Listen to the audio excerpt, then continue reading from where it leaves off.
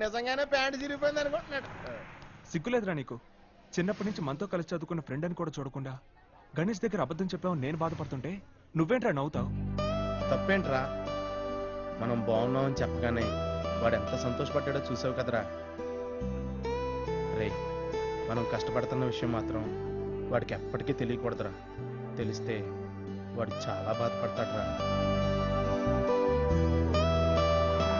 నిజమేరా, వాడు ఊరు వెళ్ళే వరకు మనం ఇలాగే మెయింటైన్ చేయాలరా. ఏ పద. రే, వాడి దగ్గర అసలు డబ్బులే లేవని చెప్పాడు కదరా. మనమేమో వాడిని ఒక్కనే రూమ్ లో వదిలేసి వచ్చేసాం. మరి వాడి భోజనం సంగతి నీ దగ్గర ఎంత ఉన్నాయిరా? నీ దగ్గర? నా దగ్గర ఏం లేవురా. మరి బస్సులో ఎలా వెళ్తావురా?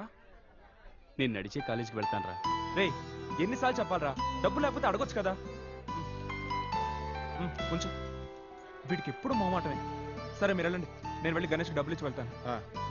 రే, నువ్వు కాలేజీకి వెళ్ళు, నాకు ఇంపార్టెంట్ పని ఉంది, ఈవినింగ్ కలుద్దాం. ఏంటా ఇంపార్టెంట్ పని? చెప్తే అవ్వట్లేదురా, అయిన తర్వాత చెప్తా. పద. రే గణేష్, సారీ రా, మర్చిపోయాను. నీ దగ్గర డబ్బులున్నాయో లేవు, ఇది ఉంచు. పర్లేదు, ఉంచరా. పక్కనే చిన్న మెస్ ఉంది, ఈ రోజు మధ్యాహ్నానికి అక్కడికి వెళ్ళి తినేసి. సరేరా. సరే వెళ్ళొస్తాను, బాయ్.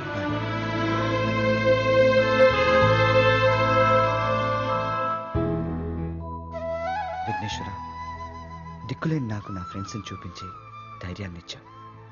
అలాగే నన్ను చీకొట్టిన మా మామయ్య ముందు తలెత్తుకుని నిలబడే శక్తిని స్తోమతని నువ్వే కలిగించాలి స్వామి.